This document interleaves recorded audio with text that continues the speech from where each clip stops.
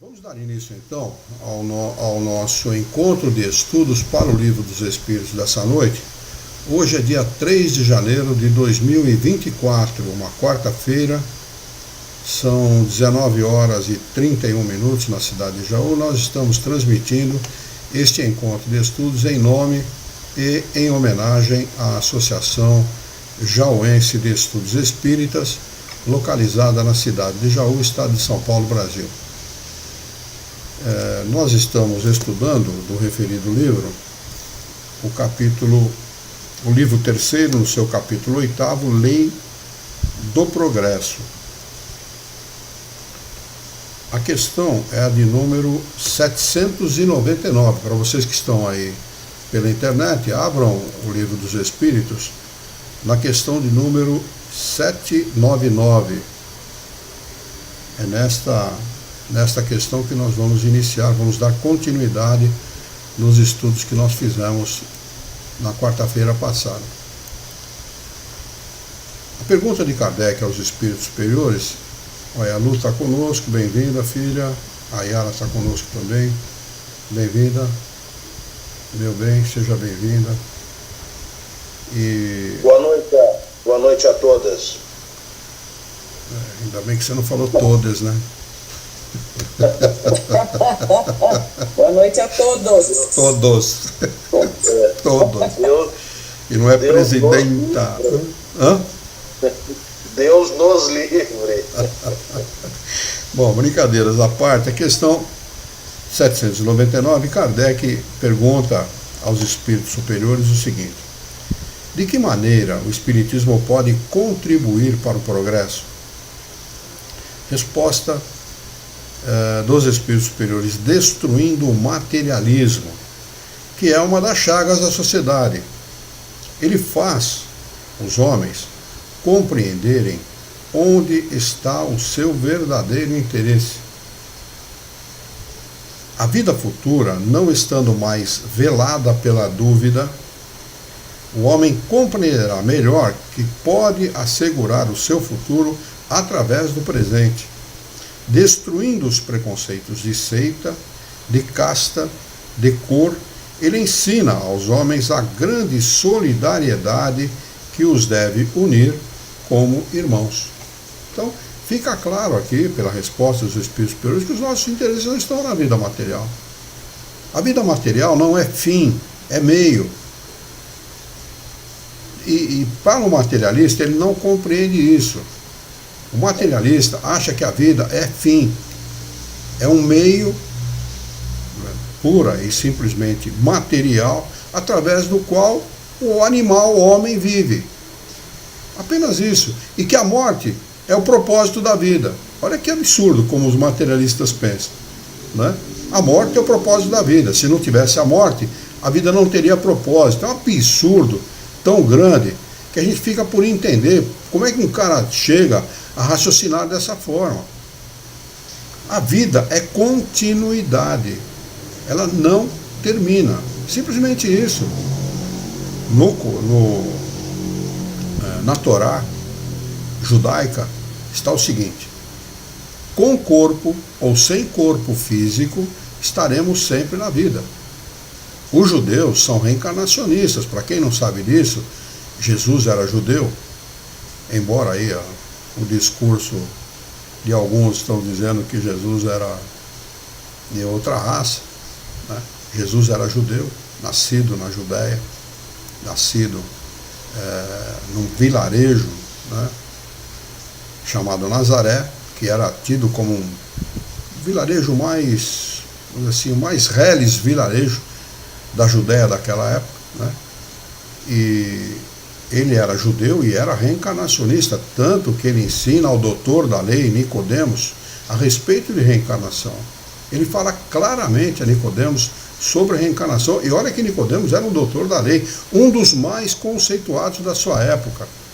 Ele era chamado de professor, ele era tido no mais alto conceito entre os fariseus, entre os sacerdotes da sua época, né? E ele senta com Jesus, porque ele retira espíritos perversos que estão obsediando uma mulher, espíritos esses que o Nicodemos não conseguiu, ele foi chamado para socorrer essa mulher, ele não conseguiu retirar esses espíritos. Ele não conseguiu fazer um processo de desobsessão, e a mulher era altamente obsediada. Ninguém mais, ninguém menos que Madalena. Esta mulher que seguiu Jesus por toda a sua vida, a vida de pregação dele, dos 30 aos 33, segundo conta a história.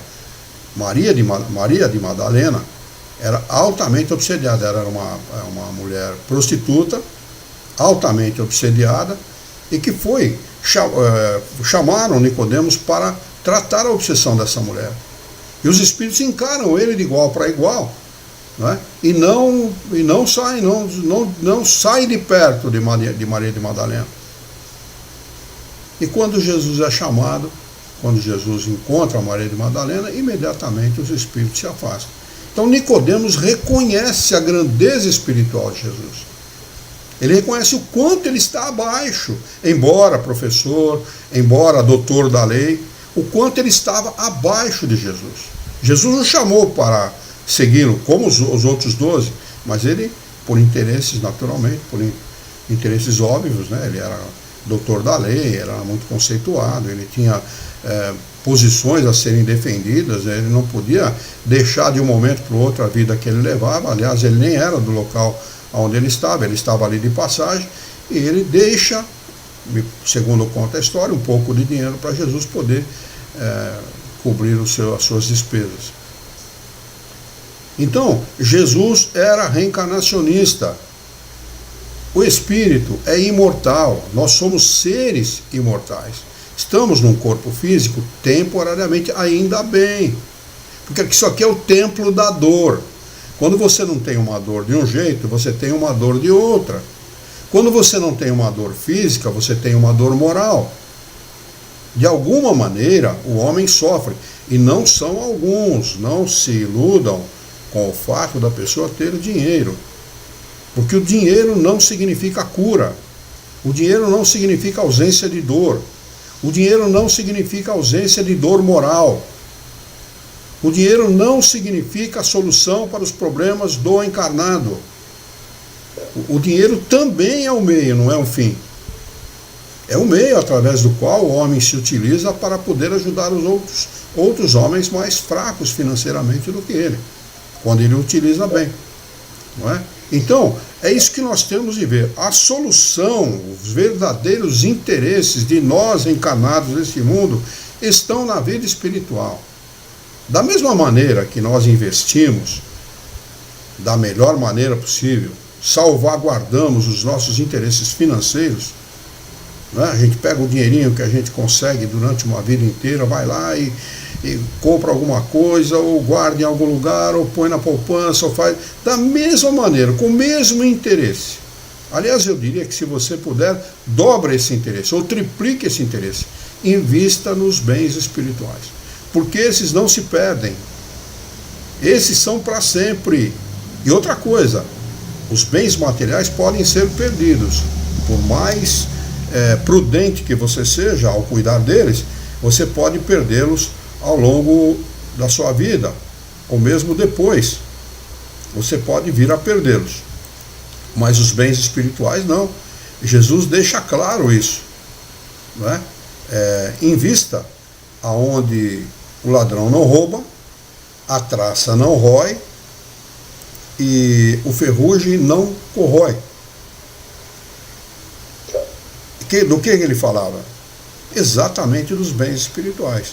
Porque o contrário disso são os bens materiais. O ladrão rouba, a traça rói e o ferrugem corrói.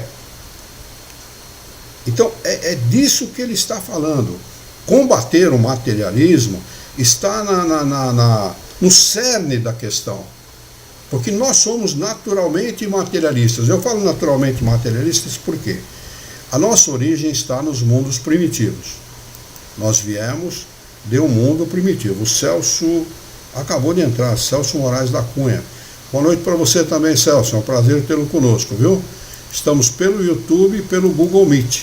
Também aqueles que estão aí pelo YouTube e pelo Google Meet, se futuramente quiserem estudar pelo pelo YouTube, pelo Facebook, quiserem estudar pelo Google Meet, o Google Meet é uma sala, né, de debates, né, a gente se vê ao vivo e pode conversar ao vivo. Né, então, se vocês quiserem futuramente, é só mandar um endereço de e-mail para nós e nós adicionamos, no momento do estudo, nós adicionamos no Google Meet. Eu falei que o materialismo estava no cerne da questão e que nós somos naturalmente materialistas, porque a nossa origem é de um mundo primitivo. Nós vimos de um mundo primitivo, onde a principal atividade era manter a vida, era preservar a vida. Nós lidávamos nesses mundos com a sobrevivência, a necessidade de sobrevivência em tempo integral. Então o que a gente fazia? Até aprender a fazer o movimento de pinça, né, a gente ficava em cima da árvore, aí, apanhando frutos e tal. Depois que a gente aprendeu a fazer esse movimento, a gente começou a criar armas e matar outros animais para se alimentar. Então, imagine esses milhões de anos que levou esse processo até a gente chegar no mundo de expiação e provas, que é o segundo mundo, depois do mundo primitivo. Por isso que a gente encontra... E trazendo toda essa carga materialista, né? Toda essa carga materialista para esse mundo. É por isso que a gente vê muita gente cometer atos absurdos no nosso mundo, primitivos no nosso mundo. Por essa razão. Né? Que aqui encarna de tudo. Existem os espíritos que já estão saindo para o mundo de regeneração, enquanto que outros estão vindo de um mundo primitivo. Então, a gente aprende aqui neste mundo, e este é o mundo, na minha opinião, hein? Então, agora é opinião pessoal, não tem nada a ver com aquilo que os espíritos superiores ensinam. Mas pelo que eu estudei, do que ensinam os espíritos superiores, pela minha dedução, esse é o pior dos mundos. Porque aqui nós nos envolvemos com a possibilidade de, pela inteligência, dominar as coisas materiais e submeter os nossos próximos.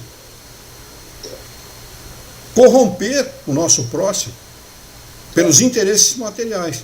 Então nós estamos aqui no momento de transição entre os interesses materiais e os interesses espirituais.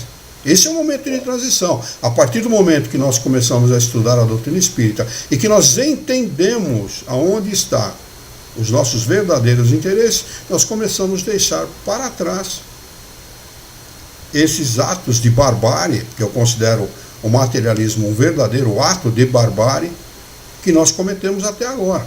Nós passamos a voltar os nossos interesses para os bens espirituais, que esses são os verdadeiros, os reais, aqueles que serão nosso.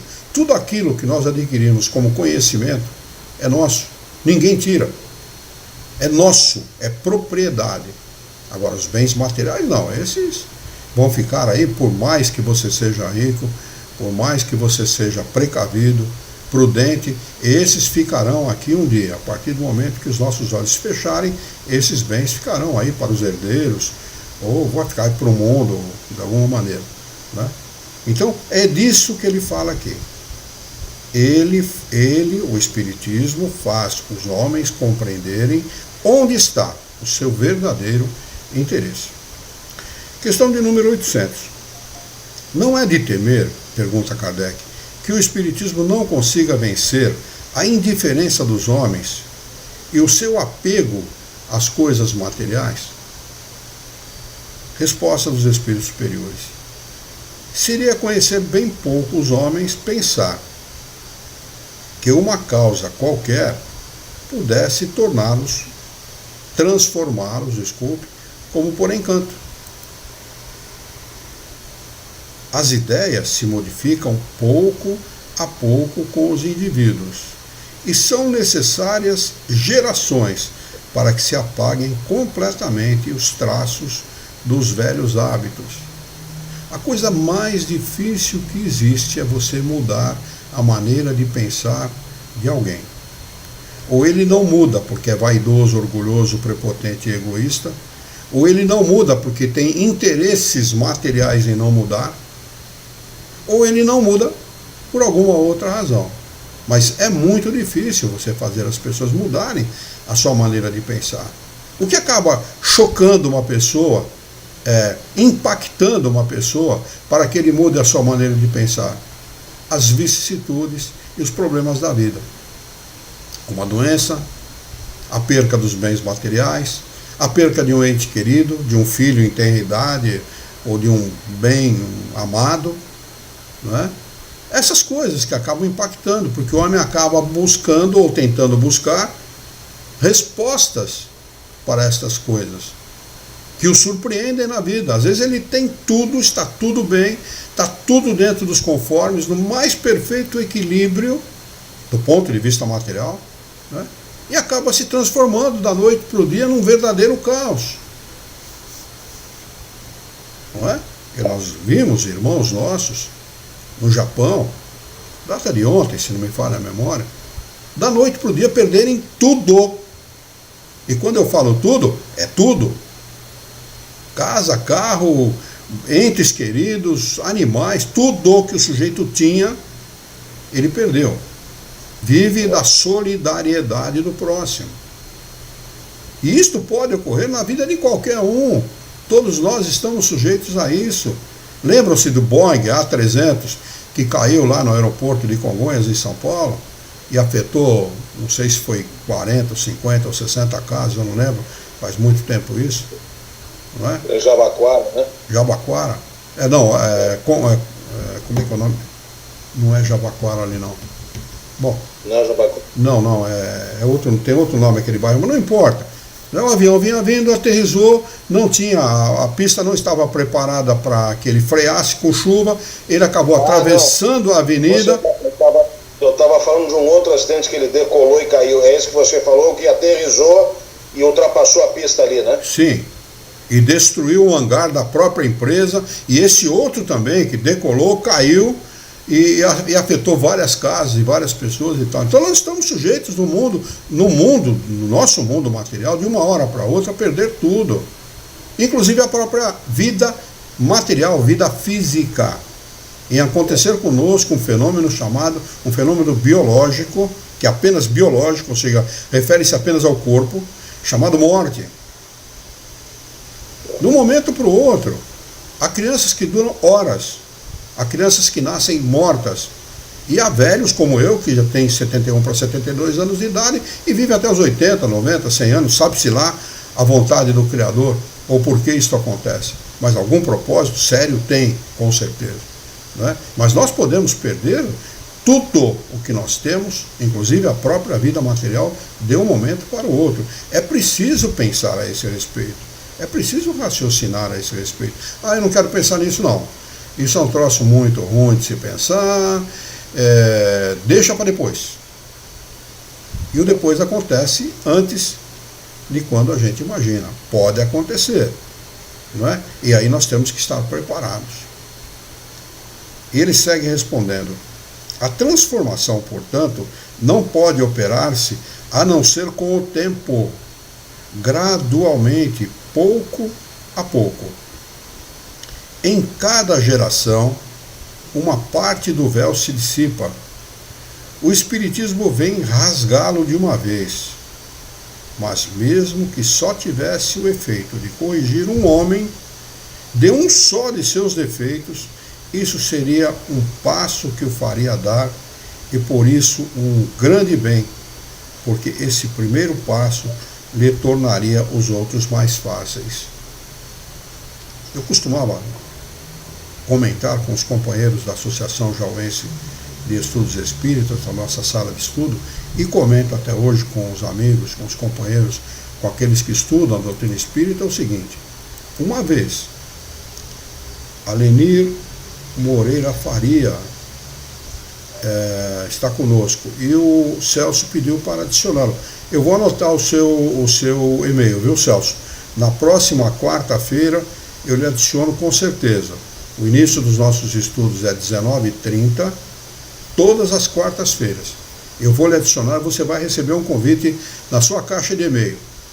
Tá bem? Vai ser um prazer tê-lo conosco, viu, Celso?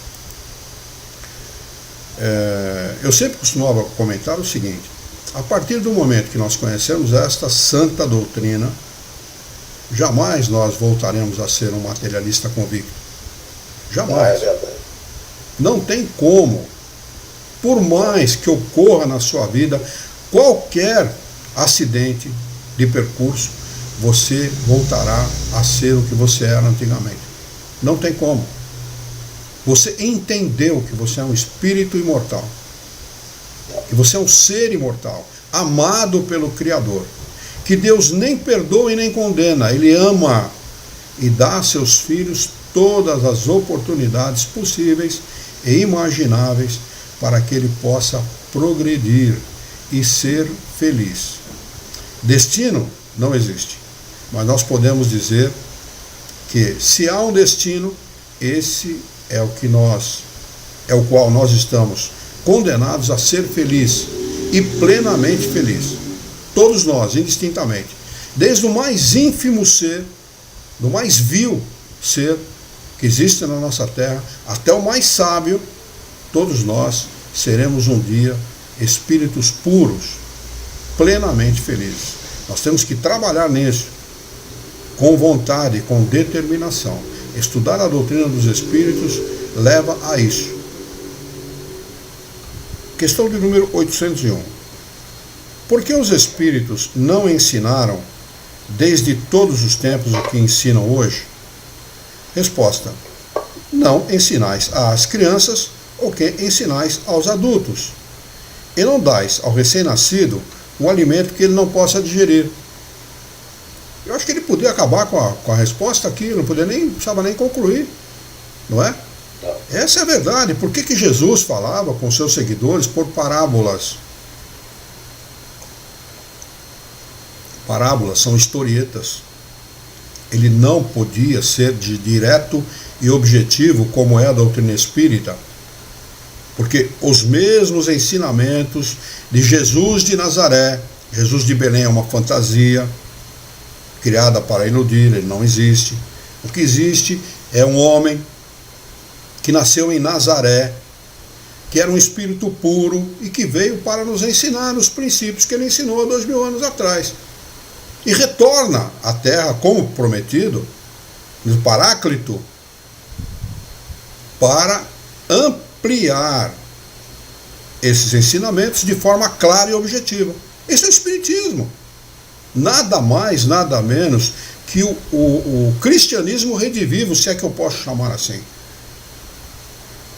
Apenas isso. Jesus, ele retorna através do grupo do Espírito de Verdade, coordena esse grupo através de um encarnado chamado Hippolyte Léon Denis Rivail, que adotou o pseudônimo de Allan Kardec. E não pensem que isso foi para se esconder atrás de um nome, não. Isso foi porque ele era uma pessoa humilde e não queria que o Espiritismo fosse confundido com suas obras. Ele gozava de um prestígio na França daquela época inominável. O governo francês pediu para ele escrever obras para educar crianças. Então, se ele colocasse o nome dele nesta obra, como autor desta obra, o Espiritismo faria assim, que nem pólvora, rastilho de pólvora, mas ele apagaria da mesma forma. Então, ele fala sempre o seguinte: esta obra não é minha, esta obra é dos espíritos, não veio pela mão de um homem, veio através dos espíritos. Este é Allan Kardec. Então, Jesus se apropria desse grupo, combina com este grupo. Nós vamos levar o Evangelho redivivo aos homens, ampliado de forma clara e objetiva, para que eles se esclareçam. E pede para Kardec para que ele codifique a doutrina espírita, ou seja, coloque num linguajar onde todos compreendam, onde todos possam compreender aquilo que aqui está escrito. Este é o Espiritismo. Então ele podia acabar com a resposta simplesmente nessa primeira frase, mas eles seguem respondendo: cada coisa tem o seu tempo. Eles ensinaram muitas coisas que os homens não compreenderam ou desfiguraram, mas que atualmente podem compreender. Pelo seu ensinamento, mesmo incompleto, preparam o terreno para receber a semente que agora vai frutificar. Ou seja, o Espiritismo, como o próprio Kardec diz, foi levantado através dele apenas a ponta do véu, é apenas o início deste esclarecimento. Existe muita coisa a ser conhecida, muita coisa a ser digerida. Nos ensinamentos que nós recebemos, nós não digerimos 1/10. Faz 20 anos que eu estudo isso aqui.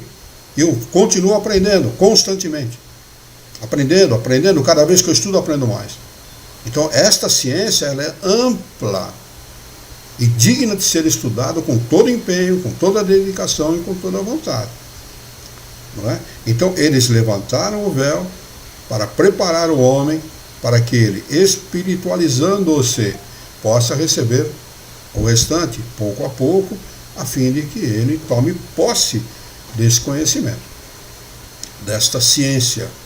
O Espiritismo é uma ciência que trata da natureza, origem e destino dos espíritos, bem como de suas relações com os homens. Está lá no livro que é o Espiritismo, no seu preâmbulo, escrito por Kardec. Ele define o Espiritismo como ciência. Não é o Luiz Herrera, não. Questão de número 802. Pergunta Kardec aos espíritos superiores. Desde que o Espiritismo deve marcar um progresso da humanidade, por que os espíritos não apressam esse progresso através de manifestações tão gerais e patentes que pudessem levar a convicção aos mais incrédulos? Olha, e adianta? A pergunta é isso, adianta? Nós tivemos no Brasil a atuação, eu estava conversando com o Alexandre agora há pouco, não sei se a Dani chegou no finalzinho da conversa, né, a respeito do Dr. Fritz, né? Existem livros escritos e N vídeos a respeito do trabalho do Dr. Fritz, um espírito de um médico alemão que usou 3 médiuns: José Arigó, o Queiroz, Edson Queiroz, lembrei o nome dele agora, viu, Alexandre? E o último foi o Rubens, no Rio de Janeiro. E o Rubens está encarnado, né? Não, já desencarnou. Ah, também desencarnou. Os 3 desencarnaram, os 3 médios desencarnados. Esses homens foram utilizados como médiums de um espírito que fazia cirurgias, fazia mais de 1000 cirurgias por dia, fora os atendimentos que ele fazia, com remédios e de outras maneiras, sem asepsia. Se vocês quiserem saber, por favor, pesquisem no Google. Coloquem lá, Dr. Fritz, o José Arigó, o Edson Queiroz, qualquer um deles. Coloque lá, Dr. Fritz, e vejam o que esse homem fazia.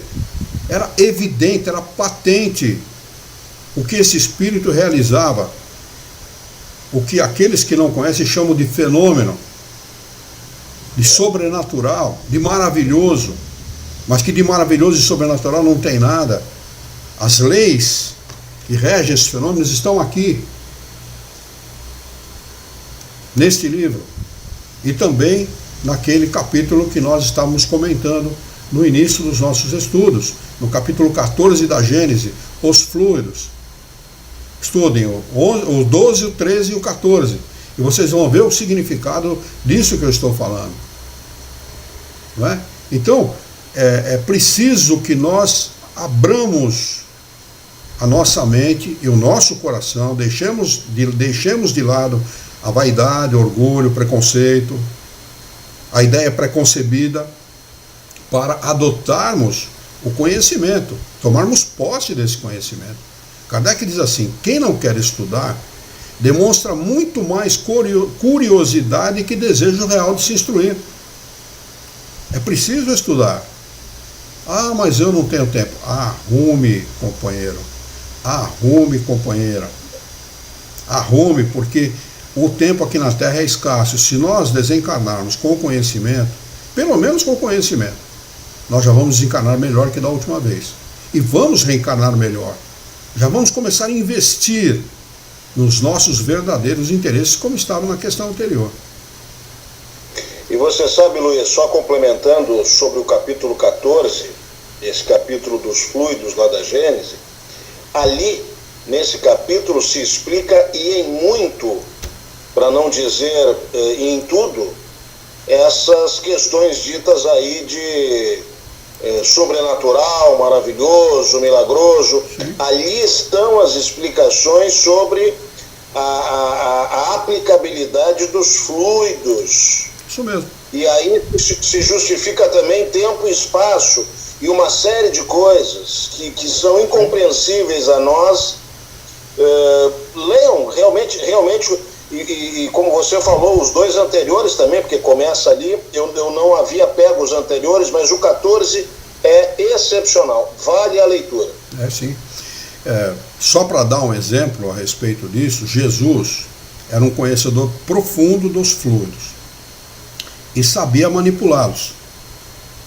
Tanto que aquela passagem de Pedro pescando, ele pesca uma noite inteira, ele devia uma nota de imposto, não conseguia pagar, então ele tentou, como último recurso, pescar a noite inteira para ver se ele conseguia saldar a dívida com Roma. Não pega absolutamente nada.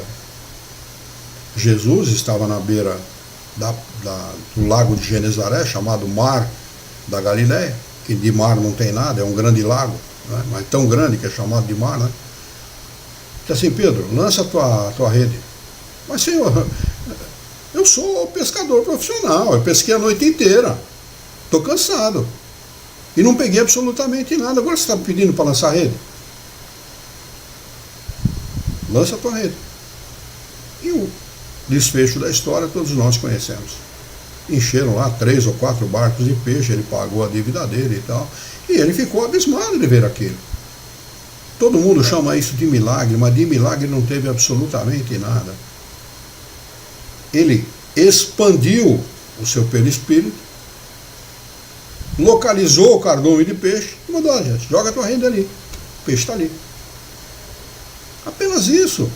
Conhecendo as leis que regem os fenômenos, o maravilhoso, o sobrenatural, o milagre, como é entendido pelo homem, não existe ou deixam de existir.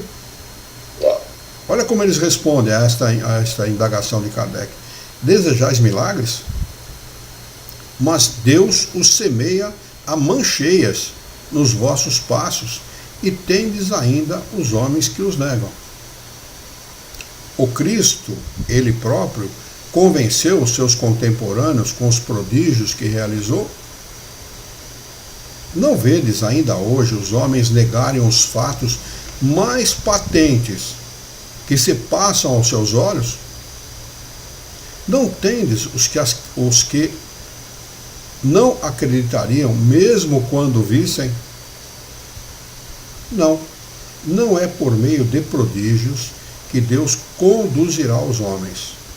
Na sua bondade, Ele quer deixar-lhes o mérito de se convencerem através da razão. E é por isso que Kardec abre o Evangelho segundo o Espiritismo da seguinte forma: fé inabalável é somente aquela que pode encarar a razão face a face em qualquer época da humanidade. Razão, racionalidade. Dogma não é racional. Imposição de fé não é racional. Dinheiro para a igreja, ou para quem quer que seja, não é racional. Nós temos que tomar posse da nossa razão.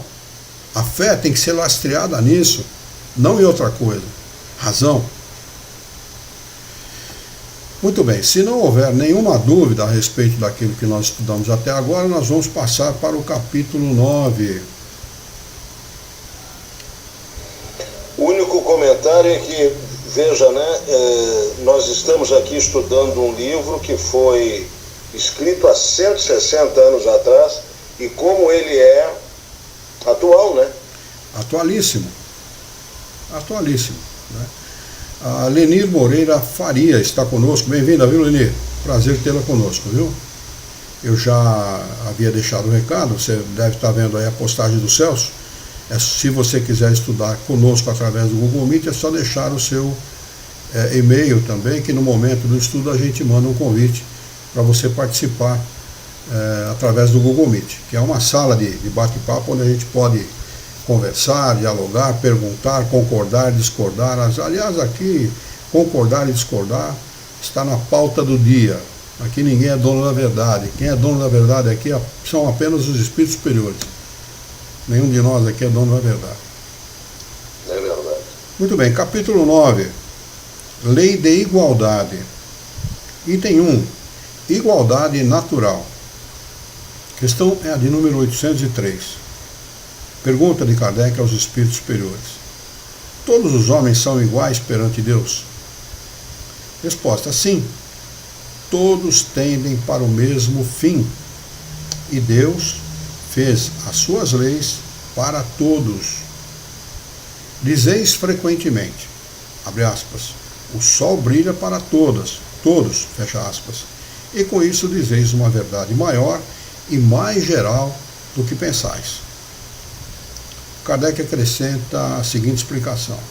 Todos os homens são submetidos às mesmas leis naturais, ou seja, leis de Deus. Leis que regem o mundo material e que regem o mundo espiritual. São as mesmas, são todas elas leis de Deus, imutáveis. Todos nascem com a mesma fragilidade, estão sujeitos às mesmas dores, e o corpo do rico se destrói como o do pobre. Deus não concedeu, portanto, superioridade natural a nenhum homem. Nenhum homem é naturalmente superior ao outro.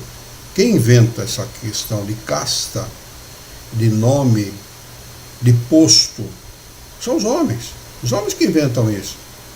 Alguns homens mais inteligentes que os outros e compreenderam há muito tempo atrás que se você se impor, os outros acatam, os outros obedecem.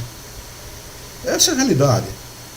O Espiritismo nos livra exatamente disso, nos tornam homens livres, livres pensadores, que não dependem de nada nem de ninguém para pensar, pensam por si só. Não têm ideias preconcebidas e estão abertos para o conhecimento. Esses somos nós, espíritas, ou espiritistas, que é o mais correto. Espírita é tudo aquilo que se refere ao espiritismo. Espiritista é o adepto, é aquele que adota os princípios espíritas como vida, como forma de conduta. Deus não concedeu, portanto, superioridade natural a nenhum homem, nem pelo nascimento, nem pela morte. Todos são iguais diante dele. Item de número 2, ou subtítulo número 2, desigualdade de aptidões. A questão é de número 804. Kardec pergunta o seguinte aos espíritos superiores: por que Deus não deu as mesmas aptidões a todos os homens? Resposta: Deus criou todos os espíritos iguais, mas cada um deles viveu mais ou menos tempo e, por conseguinte, realizou mais ou menos aquisições, conhecimento. Aquisições aqui substituam pela palavra conhecimento, porque progresso do espírito é o acúmulo de conhecimento. Quanto mais conhecimento nós temos a respeito de qualquer coisa e de tudo, mais nós progredimos como espírito, mais nós fazemos progredir a nossa inteligência e o nosso pensamento. A qualidade da nossa vida é diretamente proporcional à qualidade dos nossos pensamentos. Quanto pior for essa qualidade, pior é a nossa vida. Quanto melhor for essa qualidade, melhor é a nossa vida. Daí a gente lembra de Jesus dizendo o seguinte: vigiai e orai. Primeiro vigiai. O que ele queria dizer com isso? Exatamente isso. Assuma, adote o conhecimento e você melhora a sua condição de vigiar o seu próprio pensamento. Vigiai e orai, para não cairdes em tentação. Para que você não se desvirtue na sua maneira de pensar. Não deseje o mal, não faça o mal, não promova o mal, não fale do mal. Porque tudo isso torna a nossa vida pior. A diferença está no grau de experiência e na vontade, que é o livre-arbítrio. Daí decorre que uns se aperfeiçoam mais rapidamente, o que lhes dá aptidões diversas. A mistura de aptidões é necessária a fim de que cada um possa contribuir para os desígnios da providência, nos limites do desenvolvimento de suas forças físicas e intelectuais. O que um não faz, o outro faz. E é assim que cada um tem a sua função útil.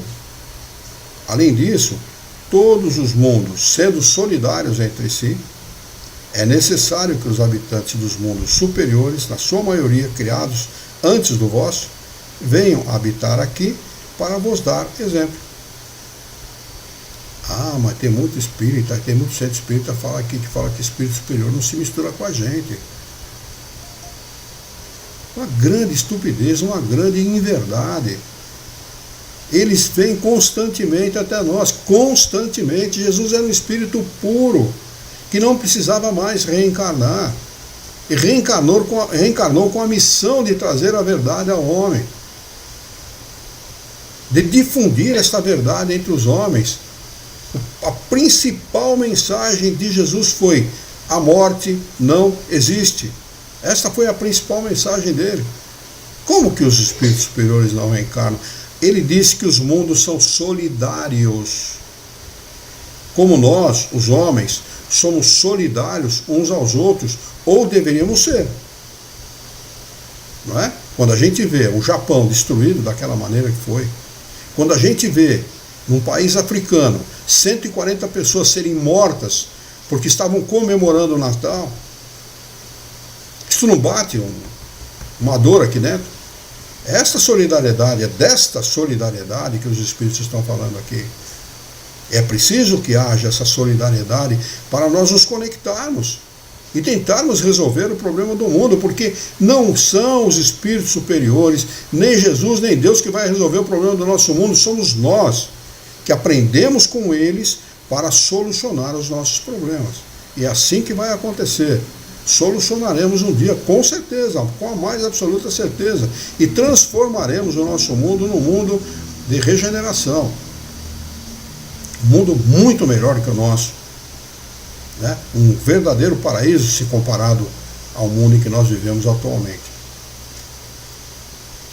Além disso, todos os mundos sendo solidários entre si, eu vou ler novamente, é necessário que os habitantes dos mundos superiores, a sua maioria criados antes do vosso, venham habitar aqui para vos dar exemplo. Acrescenta Kardec a seguinte explicação: assim, a diversidade das aptidões do homem não se relaciona com a natureza íntima da sua criação, mas com o grau de aperfeiçoamento a que ele tenha chegado como espírito. Deus não criou, portanto, a desigualdade das faculdades, mas permitiu que os diferentes graus de desenvolvimento se manifestassem em contato, a fim de que os mais adiantados pudessem ajudar os mais atrasados a progredir, e também a fim de que os homens, necessitando uns dos outros, compreendam a lei de caridade que os deve unir. Caridade é a palavra, né? Caridade. Esta é a palavra. Fora da caridade não há salvação.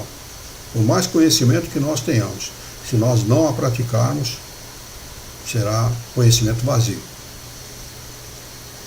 Questão de número 805. Deixa eu ver se tem alguma pergunta. Aqui no YouTube não. Aqui no Facebook não. E também no Instagram também não. Questão de número 805. Pergunta Kardec aos espíritos superiores: passando de um mundo superior para um inferior, o espírito conserva integralmente as faculdades adquiridas, ou seja, tudo aquilo que ele adquiriu como conhecimento nas suas encarnações pregressas, ele conserva? Ou ele, pelo fato de passar de um mundo superior para um mundo inferior, como nós, por exemplo, ele perde? Resposta dos espíritos: sim. Já o dissemos, o espírito que progrediu não regride mais. Ele pode escolher, no estado do espírito, um envoltório mais rude, ou uma situação mais precária que a anterior, mas sempre para lhe servir de lição e ajudá-lo a progredir. Ele escolhe. Não existe departamento reencarnatório, coisa nenhuma. Ele escolhe, como nós escolhemos os espíritos que habitam esse nosso planeta aqui, os espíritos da terceira ordem. Nós, espíritos imperfeitos, escolhemos a nossa encarnação, aquilo que nós devemos vivenciar, os problemas, as dificuldades, a dor, o sofrimento, a perda de entes queridos, a perda de bens materiais, tudo aquilo que nós vivenciamos nesse mundo é escolha nossa, como um pedido, né? Uma espécie de implorar a Deus por uma situação que nos ajude a progredir espiritualmente. Nós imploramos a Deus que nos permita vivenciar esses momentos que nós vivenciamos aqui na Terra e que é muito dolorido para nós, para poder progredir como espíritos. Senão, nós ficaríamos marcando passo no mesmo lugar, né? Não sairíamos do mesmo lugar. E como espírito, quando desencarna, ele visualiza os espíritos felizes, ele compreende a felicidade do justo, ele pede, ele clama a Deus que lhe permita encarnar com determinadas dificuldades para progredir, para poder atingir o mesmo grau de perfeição dos espíritos que ele vislumbrou, dos quais ele vislumbrou a felicidade. Então, tudo o que acontece conosco neste mundo não é imposto por Deus, não é castigo, é oportunidade. Depende de como você encara, depende do grau de conhecimento que você tem para poder encarar isso como oportunidade, porque é uma oportunidade. Eu não estou aqui titubeando, não. Eu estou afirmando, é uma oportunidade. É dolorido? É, mas será benéfico na vida espiritual, porque a verdadeira felicidade não é deste mundo, como disse Jesus. Essa afirmação de Jesus é verdadeira. A felicidade não é deste mundo. Ah, mas nós nascemos para sermos infelizes? Não, absolutamente. Quem faz a própria infelicidade somos nós, tomando decisões equivocadas, utilizando-se de caminhos equivocados, de caminhos errados. Quanta gente não envereda pelo caminho da droga, porque não consegue encarar a vida sem um aditivo químico? O que acontece com ele? Ele consegue resolver os seus problemas? Pelo contrário, ele multiplica os seus problemas por 100, centuplica os seus problemas.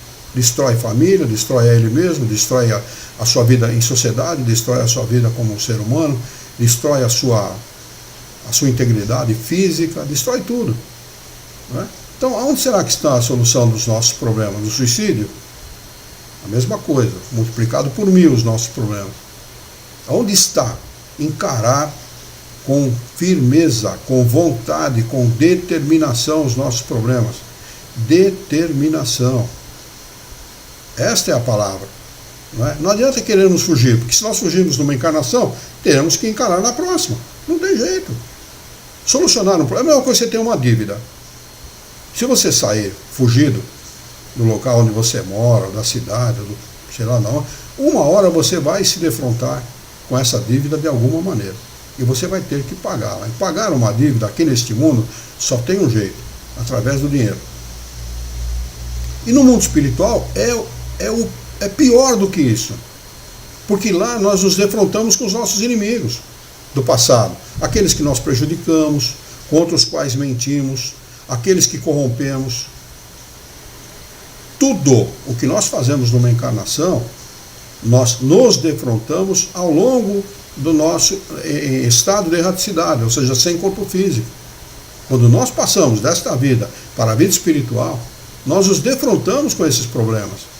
E depois imploramos a Deus para reencarnar com essas pessoas, dos quais nós somos inimigos, muitas vezes, para poder ressarcir, para poder pagar a eles as nossas dívidas. Que não vai ser em dinheiro, vai ser em sofrimento, vai ser em resignação, vai ser em aceitação, em amor, em compreensão. Vai ser desse jeito. E é o pior jeito de pagar dívida. É a pior maneira. Quando você paga em dinheiro, você se livra dela. E você não precisa de nenhuma ação extra-humana para que você possa pagar. Porque muitas vezes a humilhação torna-se para a pessoa uma coisa extra-humana. É muito pesado para ele passar por uma humilhação. É muito pesado para ele passar por uma injustiça. É muito pesado aquilo que acontece no nosso mundo e muitas vezes no seio da família. Não é? E nós temos que passar, porque pedimos por isso, pedimos por essas situações, para poder ressarcir as nossas dívidas do passado. Então, eu acho que a grande solução para os nossos problemas é o seguinte: se você não puder pagar suas dívidas nessa encarnação, não acumule mais. Pelo menos a gente fica sem juro, né? Só fica com as dívidas do passado. Não acumula mais juro e correção monetária, porque é complicado. O juro é a correção, principalmente no Brasil, né? Onde o juro é alto. Juro e correção monetária. Quer dizer, não faça mais dívidas no cartão. De cartão espiritual, você tem um? Todo mundo tem. Não acumule mais dívidas nele, porque é 540% ao ano de juros. Não é brincadeira, gente. Estou fazendo aqui um trocadilho, uma brincadeira, mas é séria a coisa. É séria. E não há como nós nos livrarmos dessas dívidas, não há como nos livrarmos. Nós vamos ter que encarar um determinado momento. É por isso que Jesus, na sua sabedoria, na sua sapiência, diz assim: o amor cobre a multidão de pecados. Só o amor vence as dívidas do passado. Só o amor é capaz de sublimar aquilo que nós fizemos de equivocado, os erros que nós cometemos em outra encarnação. O Tiago Marim está conosco, é um querido e amado amigo. Obrigado, viu, Tiago, por estar conosco. Muito bem, vamos lá então. Item 3, subtítulo de número 3, desigualdades sociais. O Evaldo Luiz está conosco também, bem-vindo, viu, Evaldo? A caridade para com nós é válido. Eu não sei se você está fazendo uma afirmação, uma pergunta, mas a caridade é sempre válida em todas as circunstâncias. A pergunta de Kardec aos espíritos superiores é a seguinte: a desigualdade nas condições sociais é uma lei natural? Resposta: não. É obra do homem, não de Deus. A desigualdade não era para acontecer nem no nosso mundo, nem em mundo nenhum. Ela só acontece por causa de uma palavrinha chamada egoísmo, que é a grande chaga da humanidade. Como nós somos criados para vencer em qualquer circunstância, quando a gente está na escola, nós temos que ser o primeiro aluno da classe. Nós saímos da escola e assumimos a nossa vida profissional. Nós somos educados para sermos o melhor funcionário da empresa. Aquele que mais sabe, aquele que mais trabalha, aquele que mais ganha, aquele que mais se empenha. E se alguém muda o curso dessas coisas, o que nós fazemos? Pisamos no pescoço dele. É a primeira coisa que nos ocorre. E não vai me atrapalhar, não. Não vai me atrapalhar, porque a minha vida é minha vida, eu nasci para vencer e eu vou vencer a qualquer custo. Como nós raciocinamos assim, eu estou falando da humanidade, de modo geral, não estou falando de ninguém em particular, é claro. Mas como nós raciocinamos assim, nós passamos a nos utilizar de todas as ferramentas que o mundo material nos oferece para solucionarmos esse problema. Então vale enganar, vale mentir, vale corromper, vale roubar, expoliar o próximo, tomar aquilo que é dele. Conheço gente que enricou, ficou rica dessa forma, tomando as coisas dos outros. E não é difícil, não. Basta a pessoa ser um pouco inteligente, vivaz, utilizar das leis e tal, que ela faz isso. E fica rica, se enriquece do ponto de vista material, mas do ponto de vista espiritual é um miserável muito rico. Então é assim, esta coisa chamada egoísmo, que é a grande chaga da humanidade. E ela é que promove isto que nós chamamos de desigualdade social. Porque o que nós precisamos para viver é o mínimo necessário, o essencial. Todo o resto, todo o supérfluo, é por conta da nossa vaidade, do nosso egoísmo, da nossa prepotência, de tudo aquilo que nós fazemos. Muita gente joga dinheiro fora com coisas supérfluas e não dá um prato de comida para o seu próximo, bate alguém na porta e os caras escorraçam o sujeito. Como nós estávamos fazendo a campanha de rua uma vez, e um querido amigo, deve estar desencarnado nessa altura do campeonato, eu era moleque na época, ele já era idoso.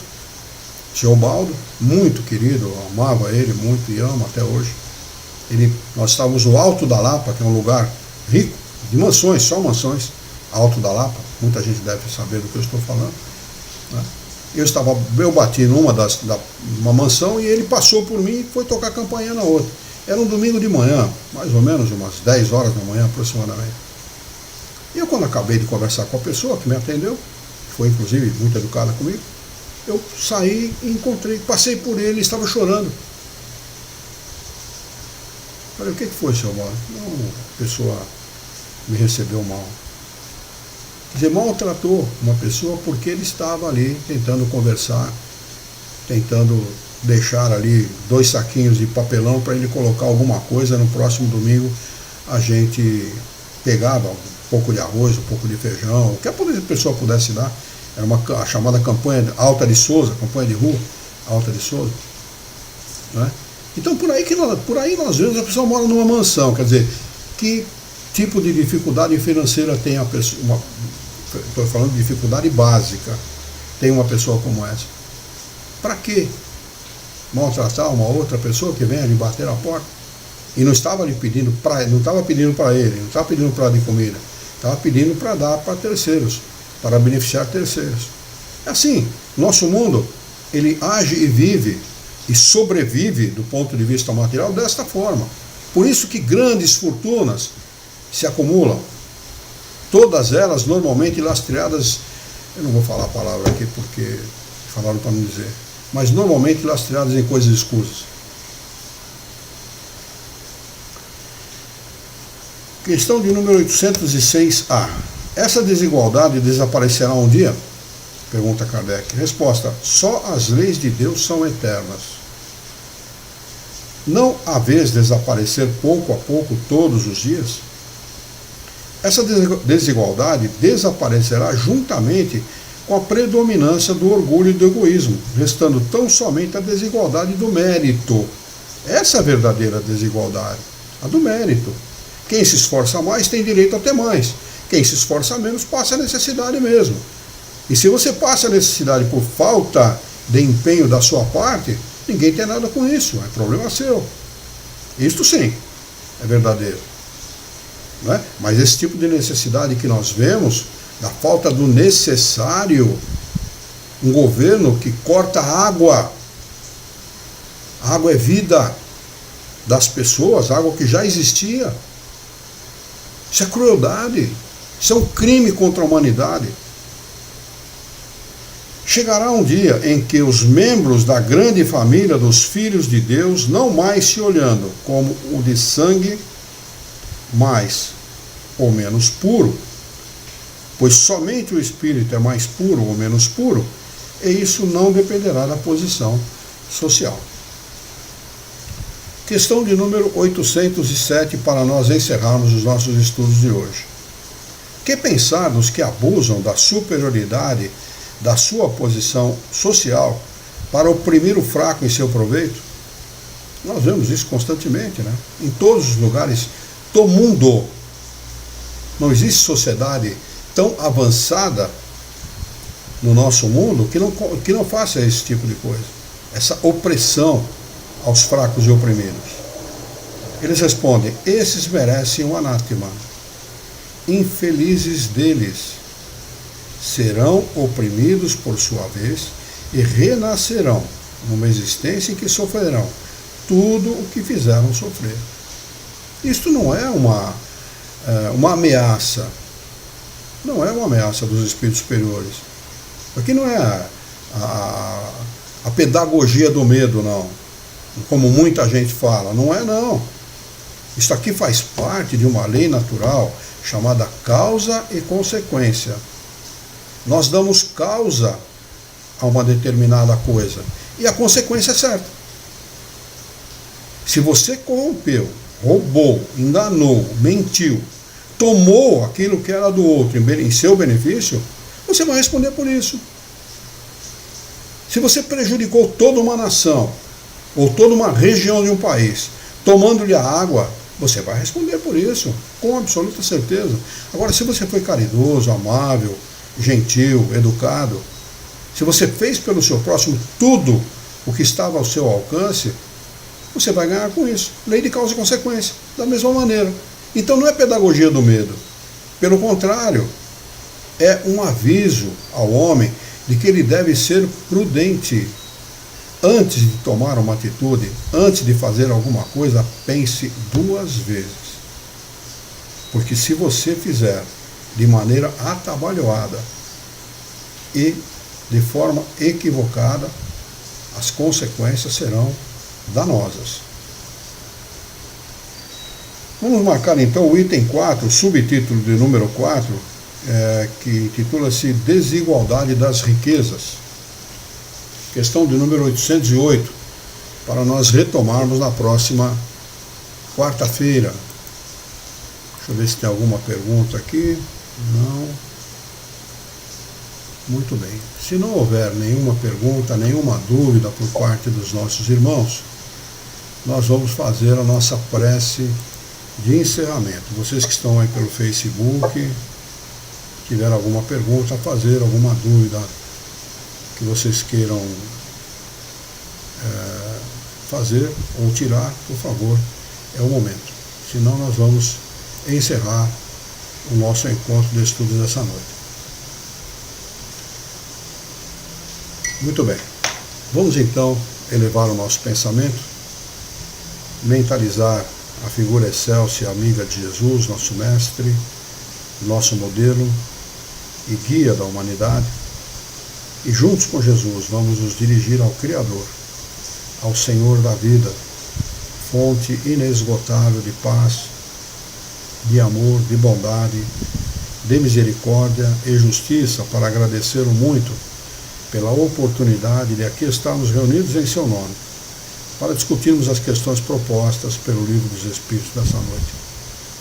Queira o vosso amor, a vossa misericórdia, que tenhamos bom ânimo, coragem, determinação, ideias renovadas, alegria de viver e muito entusiasmo, para que nós possamos trabalhar, sermos úteis à sociedade em que vivemos e desta forma dignificar a vida. Dá-nos ainda, Senhor, a coragem e a determinação para orientarmos a própria existência, por um profundo e sincero respeito pelo nosso próximo.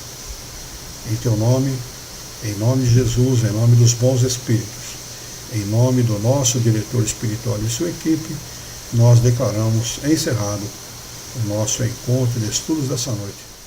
E que assim seja.